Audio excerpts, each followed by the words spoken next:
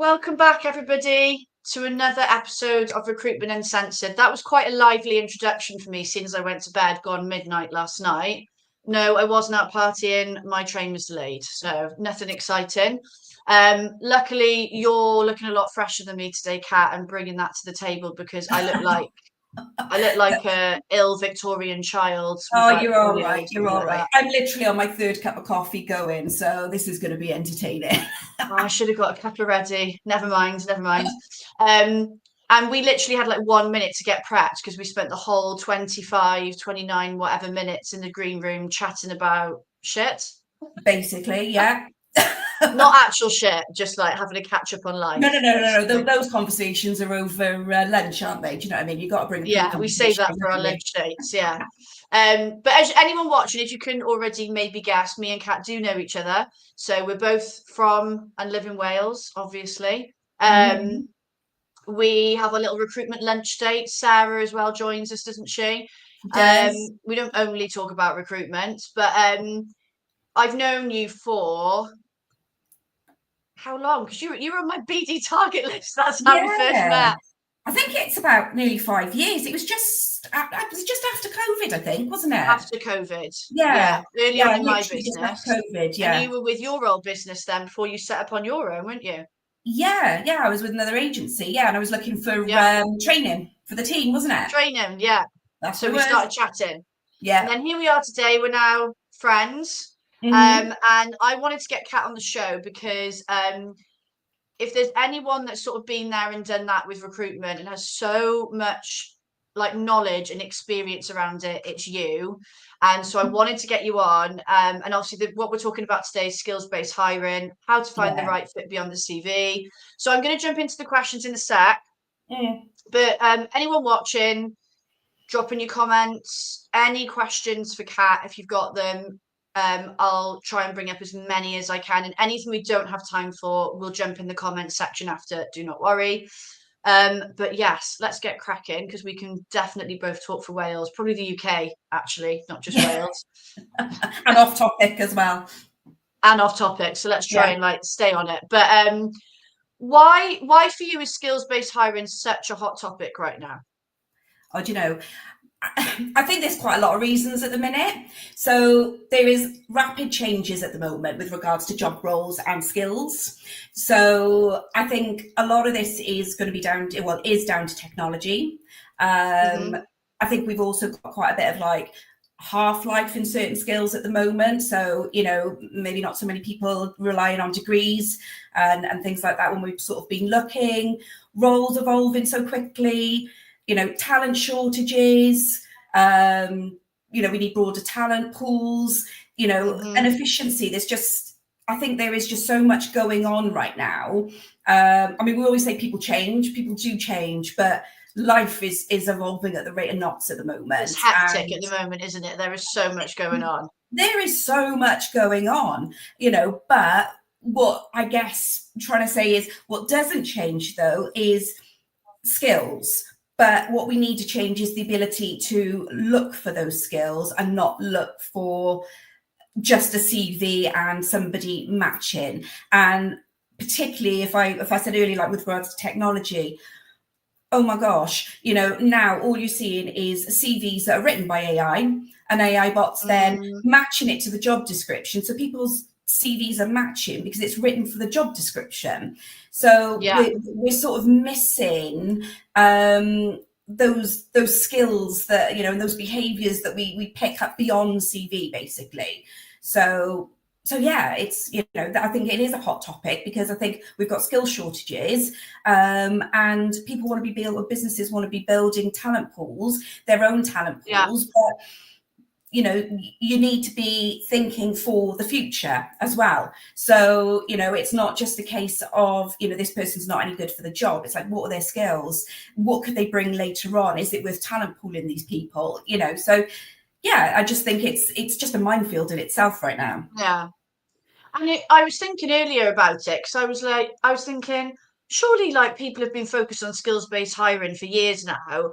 And then I Mm, thought, actually, no, because, well, it's evolving probably as well, isn't it? Because our recruitment evolves, people evolve, and yeah. all that stuff. But like, yeah, like what we were talking about in the room, weren't we? Mm. Is like, oh, you skim read the CV. You might not read the cover letter. We're going to come to Yeah, CV stuff later, I know, but yeah, you know, it's very like slapdash quick. And what you brought up then about AI, mm, when you said it, then I thought, oh God, yeah, like everybody's going to be writing their CVs with AI at the moment. So of course they're going to project a certain persona of someone, but actually we need to delve deeper into that to get to yeah. find out the real skills because we don't know they've even written their own CV. Exactly, and it's matched to the job description. So it's again, it's down to we're matching on experience rather than on necessary skills. Mm. I think technical things, particularly like particularly like IT or engineering, Engineering. those sorts of things that you actually need that tangible skill. Then absolutely, that can be matched on, but it's things like, even down to anything that needs some sort of personality in terms of, customer service, empathy, all those sorts of behaviours. What are we looking for? How do we define that on a CV? So again, going back down to it's, having a clear defined sort of tailored skills checklist. What are we looking for? So what does that demonstrate? Because I almost feel it's almost like, going back to those days, when you'd have a really good competency based interview, but you'd have a skills checklist as well. I mean, you mentioned being there, done that, been around the circuit. We used to test candidates all the time. We actually physically had skills testing, whereas I'm just seeing a lot more relied on simply keyword CVs matching job descriptions, matching job Mm. titles, and going across. And also as well, that then relies on a decent job description, like Yeah, who's written it. And yeah. because if they're using AI and just matching their CV to the job description, that also relies on a decent job description to describe the role Mm, effectively to pick out the right skills in the first place. absolutely. And an AI Absolutely. could have written the job description as well, couldn't it? Probably has. Yeah, but I guess that can open a can of worms in itself. Is Yeah. differentiating the difference between a job advert and a job description, because Mm. most of the time you're applying for a job ad, not a job description, aren't you? Yeah. Yeah. Oh, right. So that brings us nicely, and we sort of Mm, alluded to it a little bit onto this. So, because I know you're really focused on this at the moment in yeah. all the different projects that you're involved in. So, Mhm. how can you or how do you spot potential when a candidate doesn't necessarily immediately tick all the boxes to you? Because that's sometimes what people are looking for, isn't it? That unit, they're looking for all these boxes to be ticked, They're but looking for the actually we know it unicorn could with be golden outside cape. there. Yeah, Yeah. is one of Yeah. my favorite phrases at the moment. And I think, as well, it's looking at things that can be transferable, which again comes to skills based. Spotting potential isn't looking for what the exact is, it's looking at what it can become. So again, I guess as a recruiter and people that are listening now, as good recruiters, we don't need to know how to do a job, but we know enough to recruit the position. And we know that, A might actually fit B and C and transfer over, but it might have a completely different job title. Yeah. It might be that they've, it could be a job title. It could be even down to different phrases of how, jargon is explained. What is one way of working, can transfer to another way of working. So, it's things like, for example, spotting potential. If I look at, I've got a little bit of a checklist up on my screen here that I tend to use, so sort of, when you're looking at sales, you're looking at skills based. So you're looking at, okay, so the technical skills, have we got what types of CRM systems, what knowledge have they got, what lead generation tools have they been using? Now, they might be wanting to go for like a junior sales position, for instance, but they may well have actually have utilized all of these tools, which wouldn't class them as entry sort of level necessarily, because what they have shown is in their soft skills is negotiation, persuasion, resilience, relationship building. But how do we find that in a CV? Soft skills will always be on conversation usually, unless they've given us those Mm. words, and again, we look at then proficiency assessment. So, when we do a role play with a candidate, how many times, Kate, I mean, you've trained in recruitment, and how many times have you been probably in a role play situation with a trainee and thinking they're banging, they are going to make it, they are going to be, a top biller, Yeah. And the attention might actually not be, necessarily on them. They're on the, you kind of tailor a way then, don't you, to get the best out of them, because you've actually now seen what natural situation they've been put in where they would fit rightly within a role. And then you've got sales pitches, leads, how they qualify a lead naturally. And then you've got then the credentials and growth then, isn't it? It's looking at their mindset, it's evolving their sales techniques and things like that. But these are all based on checklists that you won't get off necessarily a CV. No. And do you know what? I think doing graduate recruitment for as long as I did, really, I think I didn't think, oh, I'm going to start doing skills-based hiring. I think it forced me to, in a way, because I was dealing with people where they'd never done pharmaceutical sales before, so I had no previous experience to find on the CV necessarily. Yeah, okay, there were some degrees that the certain companies like to see, but I was, all these applications I was getting, all these CVs, I had to look beyond the CV, because I realised sometimes I was ringing people where on the face of it their CV looked shit. Yeah. And you'd speak to them on the phone and they hadn't included things, or their personality came across differently, and it was like, whoa, I would have really missed out on this person. And then meeting them and assessing them a bit, little things like you're sitting there listening to do the role play and you're thinking, oh my God, like I didn't expect them to be there, and I would have missed them if I'd have only gone by what was on the CV. Completely missed them. So I started ringing everybody, however shit their CV looked. I rang everybody. Of course you are. Yeah. And the thing is, look, I get it, it's time sensitive. And I guess this is why, recruitment agencies won't go away, because, we go, this is our job, we go in depth. But if I was a hiring manager externally, you would be looking at CVs matching, particularly if you're not trained. What are you looking for? You're looking for a match. Like we do. Yeah, well, they're looking for a match. They're looking for somebody that's going to hit the ground running and cost them as little time as possible to get the job done. Whereas we we have to look beyond that. So I was thinking of an example like what you were just saying then. I was looking at like a data analyst position, like literally for like a graduate scheme, and come across a candidate that actually, hadn't graduated, but had done sort of A-levels and wanted, did the first year of uni, but they'd been developing their own stuff. They've, they had a, absolute banging interest in that area and applied for it. Now, had I gone off the critique of, no graduate, etc., it would have been an instant dismissal. But actually, there was a story as well. There was a story why that person couldn't go carry on through university. But through grit and drive, they've set up their own little things, done their own little tasks, and shown that they're driven within that industry.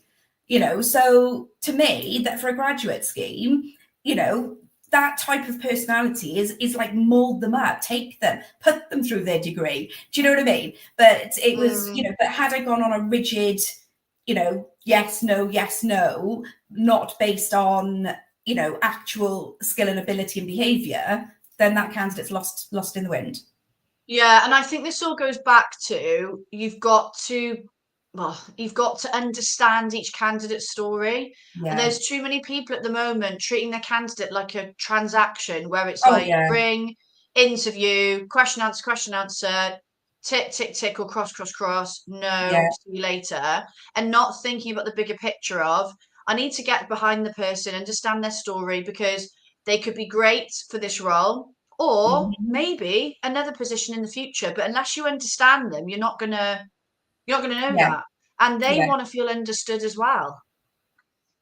That's the whole basis of the relationship. But it's our job then that if we think that candidate, and I'm sure we've all done it, where we've had a situation, I know I have, where we've convinced a hiring manager to speak to somebody and they've ended up hiring them because they're a bit outside the box, but we looked beyond the strict checklist sort of thing.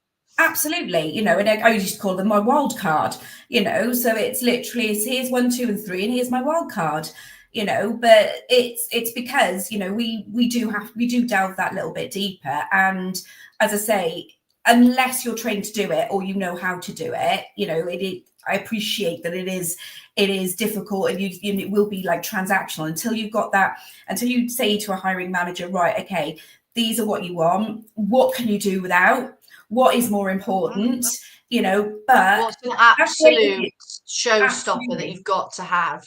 Yeah, but then and it gets them thinking as well, as opposed to I've just got to hire in my team. But that, I mean, that's great if you're an agency recruiter, but what do you do as well if you're internal? It's how do you get that engagement sort of over, how, rather than just, HR sending a CV or a job description out and then the hiring manager sort of getting involved. It's having that, that message, I guess, going across the whole business, and having these frameworks in place, really. The same way that you probably have got, or most businesses have got, competency frameworks. It's just making sure that the skills based is in there as well. Yeah, I used to sit on a lot of like client assessments, and in the industry I recruited for, competency-based interviewing was big. Yeah. And I don't know, is it still happening a lot? Because I know it's like old school, some people might say, but to pick out Mm, skills and experiences, I found it really useful with my mm, grads to yeah. find out, and especially if now with some agencies will cater each competency based interview to the individual and their own their behavioral profile and their experiences, so we can really get Yeah. underneath their skin and learn more about them. I think it's brilliant, but I don't know whether anyone does it as much anymore. It's, I've seen lots of different types at the minute. Now, I mean, skills based was always great for entry level roles. Absolutely brilliant. Particularly like contact centers and things like that. Hmm. You would go in for an assessment day. You'd have a one-to-one interview. You'd have a little test. You'd have a role play. You'd have a group Still remember mine. activity. Yeah, and to be fair, they were great. You'd score the candidates from that. And they were based on on skill behaviours.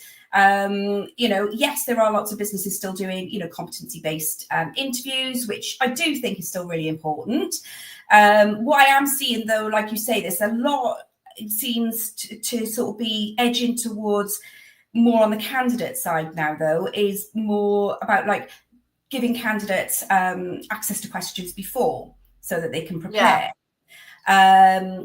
There's a good and a bad with that, because I've had some experiences certainly where, or heard stories where you've had candidates on interview where they've ChatGPT'd it because they're on Teams and they can quickly put the question in, or they've put the question in anyway and they've got their answers and they're reading from chat, so, and then you're not actually getting the real person. The real them, yeah. Yeah, but I do think there is value to getting the questions before, particularly I think because not everybody's on the spot thinkers, and you don't actually get, No, it you gives don't everyone get, a chance then, doesn't it? oh yeah, you never get the real person in an interview.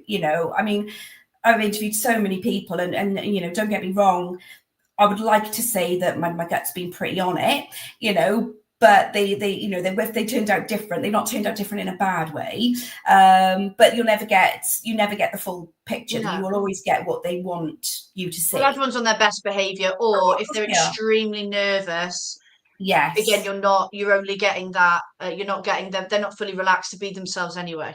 Yeah, exactly that. Okay, well, one thing I wanted to ask, if my mouse will move, there we go, phew, is because you obviously have experience of it, but I think this brings it to life more for people when you talk about an actual experience that you've had, like a story. We've just been talking about stories, but like, what's an example where you've seen skills beat experience and then it's massively paid off for like your client or whoever it was, like the end benefiter or whatever you want to call it? Do I've probably got loads in my deep dark brain there, over the last couple of years. Should have But asked you a competency-based interview for this one. Can you tell oh, me about a time where? no, that's fine. I know, and I'm not an on-the-spot thinker necessarily. I don't know. I've very rarely been interviewed myself. I've actually got an example of one that actually sits really lovely in my heart, if I'm honest, with regards to the progression of what this candidate has achieved since me identifying them through skills rather than experience, which was actually, this person is in recruitment, but came in for a branch administrator role. Okay, so we were looking for somebody that had really good reception experience, good administration experience. I mean, branch administrator, meet and greet. Loads of inundated with CVs of experience. Now, like I said to you, I have got a way where I work where I always like a 1, 2, 3 and a wild card. But there was this one candidate who had absolutely no experience other than working in his dad's cafe. But he'd actually written a lovely cover note, believe it or not, and I'd taken the time to have a read of it. And he was saying how he wanted to get into the office and gain some really good experience. And I thought, right, I'm going to invite him in for an interview. I thought, if he's no good for me, then what we'll do is, pop him with the agency. I'm sure we'll get him some temp experience, something like that. And he was the most delightful individual. From the point that I walked in, I was introduced, he straight away shook my hand. He knew everything to sort of do. He was cute. Yeah, I think he was wearing his dad's suit though. But just adorable. But that sort of persona straight away that I thought, if I walked in here, I would feel very comfortable with you. And kind of, you can't take that away with that particular role as well. You're going to get people coming in all the time, particularly people that were vulnerable, looking for jobs and not and feeling uncomfortable sort of coming in, and straight away just very, very warming. So, he gave me, I'd interviewed him based on, what could he bring? It was his behaviours. It was the skills that he taught himself on the computer. It was, what he did outside of work, but it was things like his compassion, his, his community, his, all those things that CV just didn't bring to me. And the way that he answered the questions as well, he was very task orientated, I could see, but he was empathetic and just people skills as well. Absolutely. So I was just like, do you know what? You're actually a really lovely individual that I think I could really mold here.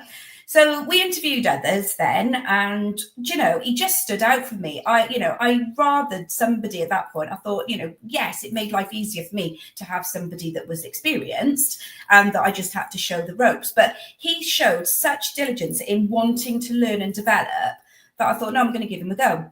And I ended up actually putting him through the apprenticeship scheme that we had going, and to the point that I had to tell him to slow down because he was going too quick through it. And anybody that works in apprenticeships know why you need to, but you need to have them at certain, sort of tick areas. And it was like he was a sponge. Give me more, give me more, give me more. Now, I hired him back in, I want to say 2015, I think, might have been in and around that time. And now he's a senior recruitment consultant, worked his way all the way through. And he's gone into different departments. Only thing I would say that was slightly off my radar is I saw him in compliance. I thought he was going to go down, because he was so task orientated, I thought he was going to go down a compliance route. I'm no longer obviously sort of with the agency that I was with him, but he's actually gone on now to be a senior consultant and a very well respected consultant. So again, his story started all because I looked beyond a CV. Yeah, people like that, when you meet them and they were a wild card anyway. Oh yeah. Like they just make me want to like shed a little tear, because I'm just so like my heart just like warms over them. Like my heart's quite cold on a daily basis, but those sorts of people warm my heart. And you just are like, oh, I've so many times I've met people, either when I go into agencies, and there's some consultants I spend time with and they're really new, really raw, and they just warm my heart because, like you just said, the right attitude, lovely, genuine people, putting the work in, really want to better themselves. But when I've interviewed people with my old role, those people were like, oh my God, you have to see this person. They like, I know on paper they don't scream what you want, but honestly, amazing. Just love them. Just makes that they're the bits of the job where you're like, you just that's the best satisfaction, because I actually remember not having a ding dong, but I just remember the senior above me saying, no, not right. And I was just like, no, right. and I fought for that person. So yeah, no, they're heartwarming examples. And I mean, that's an entry level position. There have been examples of other positions, but I guess, you've got to manage as well mitigating risk, haven't you? Do you know what I mean? So, Yes. you're not going to take somebody that doesn't have the skills and become an electrical engineer when they can't wire anything, so it's being, But they've got zero qualifications. Yeah. yeah, exactly. I don't open my door and say, "Oh, you're not an electrician. Come and have a look at this." Do you know what I mean? My house goes boom. So you have obviously got to mitigate your risk, from there. But I guess it's just examples of, I guess, a role that would require, more of the behaviour and the personality element. I guess it's those people roles, isn't it? Yeah. Would you say then, because I think we've both brought this up a few times, Yeah. that some of this comes down to actually fucking meeting somebody Mhm. and speaking Yeah. to them and not just basing it from the CV or Yeah. even the cover letter, like Yeah. actually getting on the phone, Mm. or actually meeting these people. It is. It really is. I guess, but the challenge businesses have got, recruiters have got, is the time element, isn't it? Time. And Yeah. and it's the engagement as well from the candidate's perspective, or both sides, because ultimately it's time. And this is why I guess, well, not I guess, but this is why businesses will come out to agencies, because ultimately that is our job. We are constantly working with these candidates. So, they come to us because we would have already have had those conversations and would have a talent pipeline ready for them to engage, as opposed to being reactive and working a job from zero and not having any candidates, which is, otherwise they do that themselves if they had to meet every single candidate that comes through their application pipeline, wouldn't they?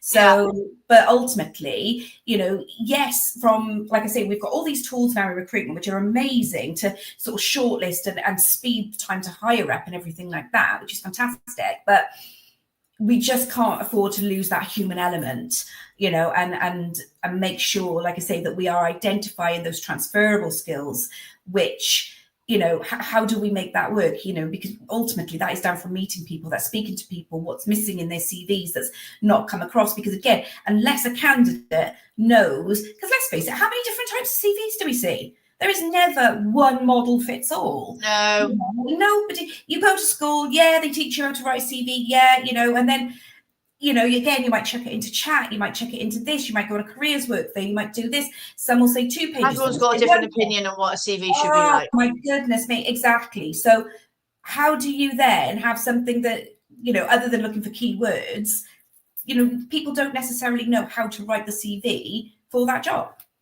Yeah. Yeah. I know you've got a top tip, so we're going to come back to in a second, but I'm going to give everyone a run through as much as I can of what the next show will be, because in true me fashion, I don't actually know what the guest wants to talk about. One day I will nail this and find a system that works and I can get this information for you all. But for the moment, I'm just going to give you what I know. So I've got someone else from South Wales joining me in a couple of weeks. We got the Welshies on Mike form. from Linear Pardon? I said we got the Welshies on form. I know, Welsh contingent. Mike from Linear Resourcing is coming on to join me. Like I said, I don't know what we're going to talk about yet, but I'm sure it'll be very interesting. So keep an eye out. I mean, the event will go live next week, and by then I will know what we're talking about, and then you will all know as well. But keep the date in your diary. It's going to be the 26th of November at 12:30. I cannot believe that that's the end of November in 2 weeks. Like, it's blowing my mind. Stop And it. there won't be many If episodes Sarah was left on this for call Christmas. now, she'd be saying it's Christmas, and I'd be saying no, because she dropped the soup Who, on. Sarah? Sarah, yeah, our other lunchy. If she was on this call She now, got her tree up already. don't. Sarah, if you're watching, I took up my tree up in November myself, and then I've gone full circle. And for the last 2 years, and this will be my 3rd year, I've not put in any decorations up. No, no, I'm December, 12 days before, 12 days after, not a chance. You're not here for the week of Christmas ever. What is the point in me getting the tree down from the loft on my own, putting all the decorations up? It takes ages, and then putting it all away when I'm not here for Christmas. Right then, so you're in December. Then you need to be wearing the Grinch outfit. Get a Grinch onesie, and do that in your lives. I'll wear it out to our next lunch date. I'll wear a Absolutely. Grinch Christmas jumper. I need it. Brilliant. But I know it's totally off topic, but if anyone else feels the same way I do and doesn't bother, please make me feel not alone and put it in the comments, because can't be the only Scrooge. Anyway, I'm going to come back to you for your top tips. We don't run over. Look beyond the CV. I know this sort of summarizes everything we've said, but what sort of final words, Jerry Springer style, would you like to leave us with on this one today? Jerry Springer style, look behind the fucking CV, basically. Stop it. Look beyond the CV.